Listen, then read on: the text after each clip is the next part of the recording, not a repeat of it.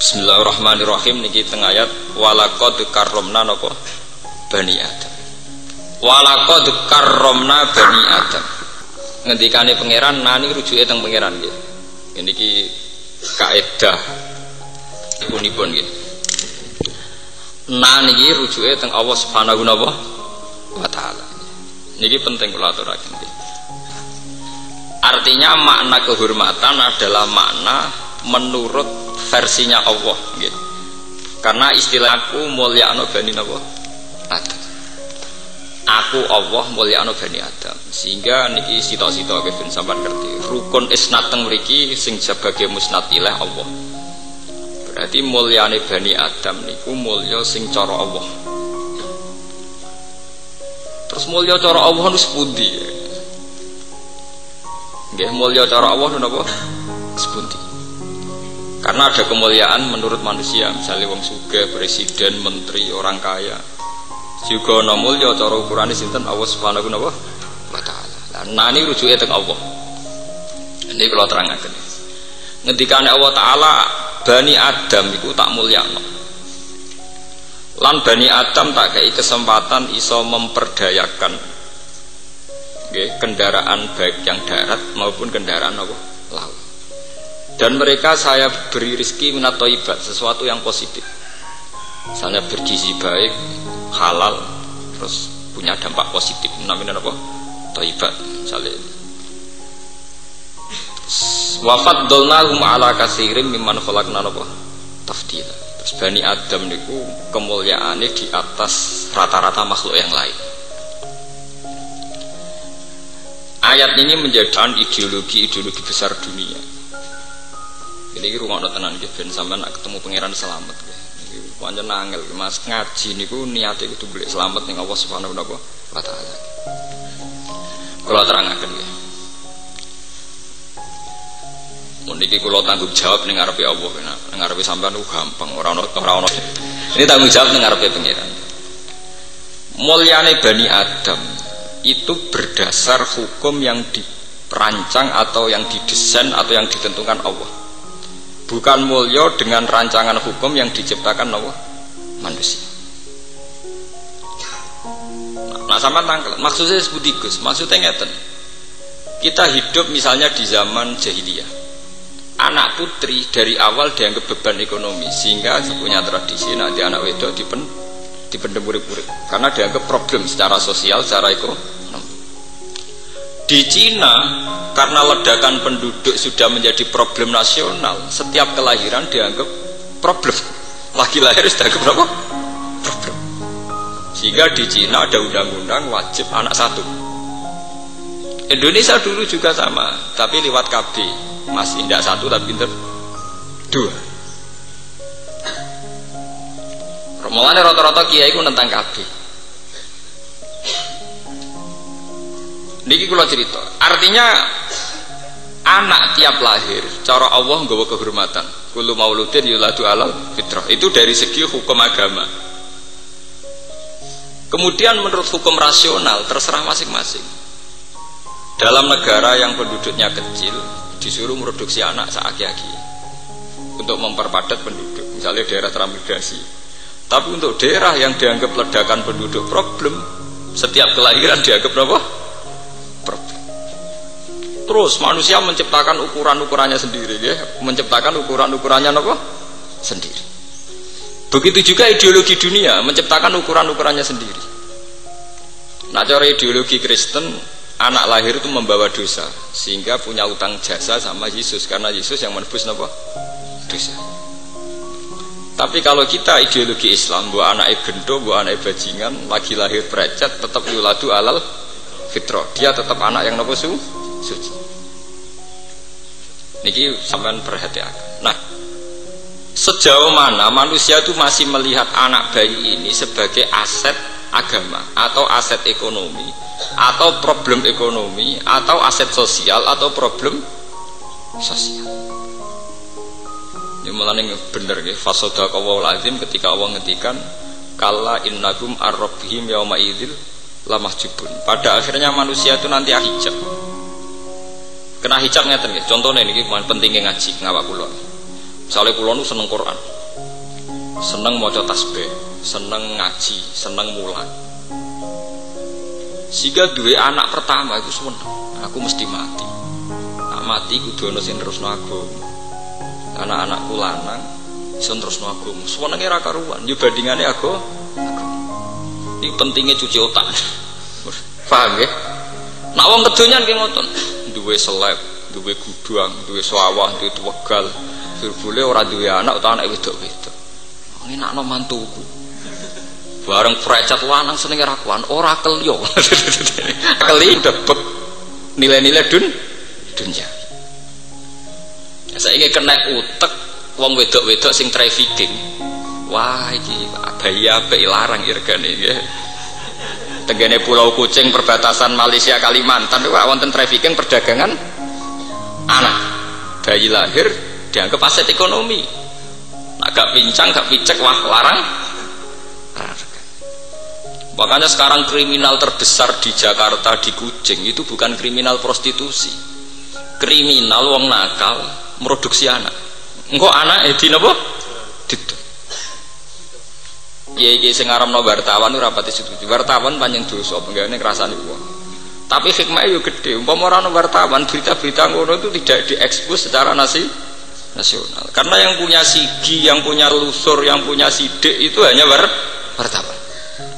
Dan itu bantu kepolisian sekali untuk menangkap nopo trafficking itu, pelaku-pelaku penjualan nopo anak itu. Nah, ketika sudut pandang terhadap anak itu beda-beda sesuai pemahaman orang. Kalau orang agama dianggap aset agama, ini penerus agama. Kalau orang kaya dianggap penerus dinasti kekayaan. Kalau trafficking dianggap aset ekonomi. Berarti PR ulama atau PR kiai adalah bagaimana masyarakat bisa memandang anak secara positif, yaitu dianggap sebagai aset apa? Agama.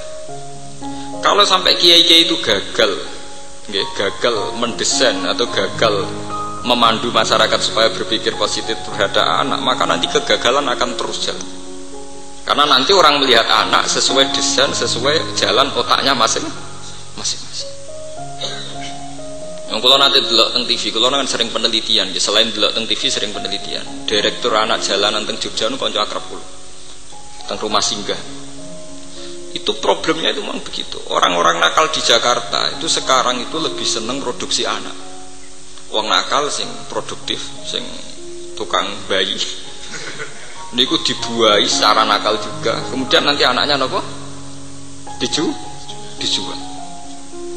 Belum nanti di Kucing, di perbatasan Malaysia dengan Bumi Kalimantan Barat. Itu ngeri betul.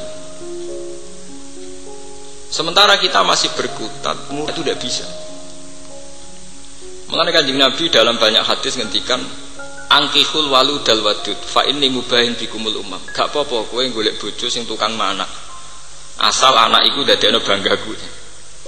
Iso mbok hitung to, misale anak 10 kere kabeh busung lapar banggane ning ndi. Dadi aja jumlah akeh tok, tapi yang melahirkan apa kebanggaan. Oh, kadang-kadang macane hadis ora bar, penting anake akeh. Terusane hadis itu sing ana banggane fa inni mubahin bikumul umam. Buatan ini kalau cerita strategi politik dan sampean paham. Kemudian masalah KB, rata kiai setuju. Saya sendiri secara pribadi setuju kalau dengan arti KB itu membuat kualitas hidup yang lebih baik. Tapi yang menjadi masalah itu kan begini, misalnya nih, ben sampean ngerasa dosa, nak melarat teman-teman ben ngerasa dosa. Misalnya kalau Cina yang kaya, kelangsungan kekayaannya bisa langgeng gara-gara mereka punya anak yang potensial meneruskan kekayaan, karena mereka hidup secara tertib, duit tabungan, anaknya lagi lahir di asuransinya, sehingga lagi lahir di tabungan 1 miliar, enggak pas tua 10 miliar, sehingga pas ABG puber langsung jadi bos. Dan Cina ini misalnya dia anak telu, kue sing kiai musola langgar penceng ya dia anak telu, anak lahir hamilnya harus diutangan, lahirnya nganggo duit utangan. Ini tidak fair saja. Kemudian cara pendidikan ya pakai duit utang. Bagaimana Anda bisa membayangkan anak telu iki sing anak Imam Musola berkompetisi dengan dari lahir wis duwe asuransi. Kowe ini sinau tenan nganti dadi pakar ekonomi. Anak yang ini kan bisa saja karena radhi duwe kan milih jalan pintas dukun. Bagaimana Anda bisa berharap kompetisi ini seimbang? Paham ya? Kompetisi ini apa? Seimbang. Lu kalau ngomong buatan nuruti nafsu buatan. Ini masalah kita, masalah sosial kita. Sehingga kalau kita sudah berani jadi kiai harus berani membentuk zuriatan thayyibah. Zuriatan thayyibah itu dimulai dari strategi yang rasional, yang masuk akal. Sebab itu agama mewajibkan orang itu punya tirkah. Nah ini perlu dingerteni santri-santri. Saake Quran, aku ra ndek warisan saake napa? Quran. Quran wis kangelan nerangno detail carane bagi tirkah. Yusikum wa fi auladikum lidzakari mislu hadzil unsayain fa in kunna nisaan fawqas nataini falahunna sulusa ma tarak wa in kanat wahidatan falahan nisf wa li abawaihi likulli wahidin minhum as-sudus mimma taraka in kana lahu wa Quran bakas warisan nganti bulet. Tirkah ngene lho, Cong, nek anak wedok sitok untuk separuh, nek anak luwih sakmene untuk 2/3. Diwarai carane bagi jebule dibagi ra ono. Paham ya? Saiki Qur'ane napa mboten sakit. Paling melanggar iki malah santri. Ngaji ning pondok ngaji faraid, tapi ra iso dipraktekno wong ra ono sing dibagi. Lah lha opo direwangi ono gawe aslul masalah, ono raut, ono aul, ono damil fu, ono sulus bak. Jebule ngledek ra ono sing dibagi. Sebab itu ayat di surat Nisa itu nanti diteruskan, termasuk ada aturan umum dari Quran, wal yakhshal ladzina law taraku min khalfihim dzurriyyatan di'afan khafu 'alaihim falyattaqullaha wal yaqulu qawlan sadida. Hendaknya orang-orang yang beriman itu berpikir ke depan, bagaimana jangan sampai punya anak turunan sing di'afan yang lemah. Bagaimana Anda bisa ngurus agama sementara sing anake Cina duwe asuransi tabungan, sing anak telu ora jelas jaminane. Mitoni duwe utangan, kelahiran nganggo duwe utangan. Lho tekan beranjak puber dititipno wong. Wis mbok kono apa terserah, pokoke anak kula saged mangan. Ya ini memang takdir. Tapi kita sebagai mustahid ini harus dirubah, pola hidup begini itu bisa dirubah. Kula gak ada resep dalam ini, gak ada resep. Kula pernah seminar di Jogja itu punya satu resep gini. Allah itu punya sunnah, di mana orang yang punya tabungan tentu lebih baik daripada yang tidak punya tabungan. Dan Allah juga punya sunnah bahwa barang halal itu juga berbunga kayak barang haram. Kalau pemikir modern kan janggal, bagaimana mungkin Pak Baha uang halal bisa berkembang biak kayak uang haram? Kalau uang haram kan deposito nanti ada bunganya, sehingga uang mudah tumbuh. Bagaimana Anda meyakini dengan model halal bisa tumbuh? Jawab saya gampang. Allah punya sunnah, barang halal pun bisa tumbuh. Saya ini misalnya ya, ini bedean ya. Cina anaknya lahir precet misalnya, di deposito no 1 miliar, 1 miliar ini akan tumbuh pesat. Karena deposito punya Pak Kaji sing sugih duit 1 miliar, ditokokno sapi. Kabeh. Nanti tingkat pertumbuhan sapi dengan deposito malah cepat sapi. Podo-podo belanja 1 miliar, 1 miliar untuk sapi kira-kira. Paham ya? Artinya kamu jangan pernah yakin kalau pertumbuhan haram itu lebih hebat timbang pertumbuhan apa? Halal. Selama ini kita akan bodoh. Mosok Gus barang halal iso ngalahno barang haram. Paham ya? Sama kok sing larat yo ketemu melarat. Misalnya Cina kere duwe deposito mau 1 juta. Demi anake didepositokno. Bungane 1 juta kira-kira sak wulane mau 8.000 napa 800 niku. Pinten? 1.000 nggih, 1.000 nggih. Sekira-kira 1.000. Kowe kak kaji utawa ora kaji petani, duwe dhuwit 1 juta anak emprecet butuh kono pitik. Kabeh padha kabeh. Kira-kira bungane dhuwit 1 juta ning deposito ambek perkembangan pitik iku kira-kira banter putih. Banter pitik. Lah umat Islam ku bodoh. Artinya sebetulnya kita punya jalan keluar secara halal itu napa? Ya kula sering diundang pakar-pakar seminar tapi tidak seminar terbuka, mau khusus pakar. Kula pancen mboten nate kula teko teng seminar buka. Ngenterangno jolo-jolo malah ora paham-paham. Dari kula sering diundang misalnya bareng profesor, jadi podo takwarase, maksudnya ini buatan repot. Cara gawe rumus buatan apa? Buatan repot. Kalau mesti teko nak diundang ngoten karena jelas, ya paling orang 6, orang 8 tidak lebih. Gue yang pinter banyak diangel loh, maksudnya itu banyak. Udah wong pinter sing waras yang tidak terkontaminasi. Ini peringatan bagi jamaah yang ngaji di sini bahwa Allah punya sunnah. Bahwa kehalalan itu bisa tidak halal dengan haraman. Kita kadang cara berpikir kan diskriminatif, misalnya selama ini bank-bank konvensional lebih canggih ketimbang bank syariat. Apalagi ada tudingan bahwa bank syariat ya ada beda jauh dengan bank konvensional. Kita cara membandingkan mesti bank dengan bank, itu bodoh. Perbandingan apa? Mestinya cara bandingkan kita ada usah bank dengan bank. Paham ya? Wong deposito ono 1 miliar ning bank yo mana? Ditukokno sapi 1 miliar kok ternak nggih napa mana? Dan itu tidak kalah tingkat produktivitasnya, tidak nopo. Mana bakdo ngaji ini sampean mikir tenan teng anak. Saake anak wong dolim iso kompetisi secara sehat. Mergo wong tuane mikir tenan. Lho anake santri sak enake dhewe ning rumah. Kadang malah kelahiran anak loro cek kumpul mertua. Piye le didik agama. Lho kula nate melarat lho. Saya sampean jangan kira kalau saya tidak pernah saya pernah melarat. Tapi kalau riyen ndonga teng pengiran ya Allah, saya tidak bisa, tidak boleh menterlankan anak. Kalau agar maca ayat Faro itu wisin ke pengiran. Gunane apa no ayat Faro? Nak mati bludus. Wis bludus malah sing nglepas jenazah mesti nak wonten hak adami nggih hubungi keluarga. Ora duwe tirkah dite hak napa? Ada. Mati ra sopan. Mati mboten napa? Sopan. Padahal bayangannya Quran mati udah tirkah, anak tirkah dibagi. Sampai Nabi ngetikan idza mata ibnu Adam ing koto amalu ilamin salasin dimulai sodakotin jariatin. Tapi nak rada sodakotin jariatin, ya mata tenan orang ilamin salasin, orang sodakotin mata beneran. Padahal jelas-jelas nih hadis ilau dimulai ilamin salasin apa? Pertama apa? Sodakotin jariatin. Jadi kayak menak mati, kepengen orang ingkoto amaluhu, kepengen orang putus, kudu dimulai duwe sodakotin jariatin. Aw ilmin yang tafaubi malah orang alim ya ora. Paham ya? Awaladin solikin, nak orang duwe sodakot jariah angel. Wong mulai lahir wis utangan, engkok ngaji dititipno wong. Sale mondok ada buat titipno wong, nah, tepan kiai ini kedonya perangan wedhus terus. Paham ya? Ini harus dipikir, umat Islam cara berkompetisi itu tidak sehat. Orang-orang zalim punya ketertiban yang luar biasa, sementara wong soleh duwe amburadul sing luar biasa. Lho bapak kula nurian kula paling kula kenang saking bapak kula setunggal sering ngendikan iku.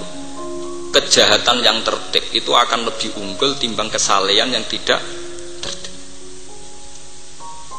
Lho coba sekarang sampean lihat. Pengedaran narkoba itu dimanage secara tertib mulai kelas nasional sampai kelas lorong-lorong gelap. Sementara pengedaran kebaikan tidak dimanage secara tertib. Ngaji sak kobere, dakwah yang ngenteni ana sing ngundang. Itu dakwah kok ngenteni diundang wong. Ora sing ngundang nggih mboten buron apa? Dakwah. Bareng ana jamaah tabligh gak terima. Mergo ora kelompoke dhewe. Lu apa-apaan. Ya kalau warai ini biar jadi peringatan. Jadi Islam cara memandang zuriyah itu luar biasa. Cara memandang apa? Zuriyah.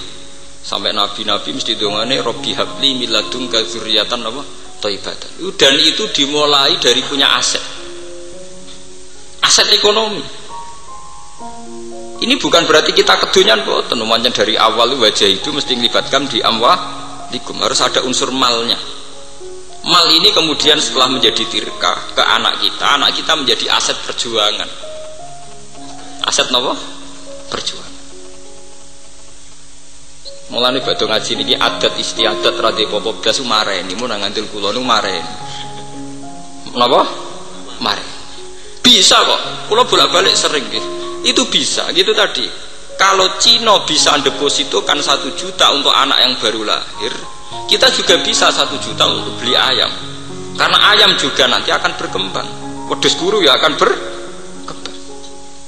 Makanya saya bilang, para pakar-pakar itu saya bilang, mereka kadang kan begini ya, seminar itu kadang kumpul itu kan begini ya, bank konvensional yang pakai bunga dibandingkan dengan bank yang mengklaim apa syariat, sehingga sing dihitung reputasi BRI banding bank muamalat, reputasi BNI banding bank BMT. Itu perbandingan yang salah. Kita dalam beragama perbandingannya tidak harus bank versus bank, tapi halal versus haram. Paham ya? Kalau 1 miliar bisa berbunga cepat karena deposito, 1 miliar juga bisa cepat saat Anda investasikan untuk ternak sapi. Paham ya? Kira-kira sama ndak? Mungkin cepat sapi Pak. Ini penting kalau aturakan ya, karena dzurriyyah thayyibah itu penting sekali. Sebab itu Nabi Ibrahim ini rungokaken. Nabi Ibrahim ketika ndakok Nabi Ismail tenggene Mekah, pertama mohone teng pangeran urusan rezeki, urusan ketahanan hidup. Rabbi inni askantu min dzurriyyati biwadin ghairi dzi sar'in inda baitikal muharram. Terusane sebuti, Rabbana liyuqimus sholata faj'al af'idatan minan nas tahwi ilaihim warzuqhum minas samar. Ya Allah, ini anak saya letakkan di tempat yang jauh dari tanaman, jauh dari makanan. Saya tolong ya Allah, supaya daerah sini daerah lintasan perdagangan, sehingga anak saya punya ketahanan hidup. Tenggene juz setunggal ki wonten teng surat Baqarah. Rabbij'al hadza baladan amina warzuq ahlahu minas samar. Apa Nabi itu kedunya? Apa Nabi itu materialistik sehingga setiap kali donga mesti ngelibatno urusan rezeki? Karena hidup ini pasti butuh yang namanya ketahanan hidup, pasti napa? Sampai anak Julius bin Sajdatane diwari warzuqni. Ora-ora bifirli tok, Rabbi firri warhamni wajburni, jangan napa? Warzuqni.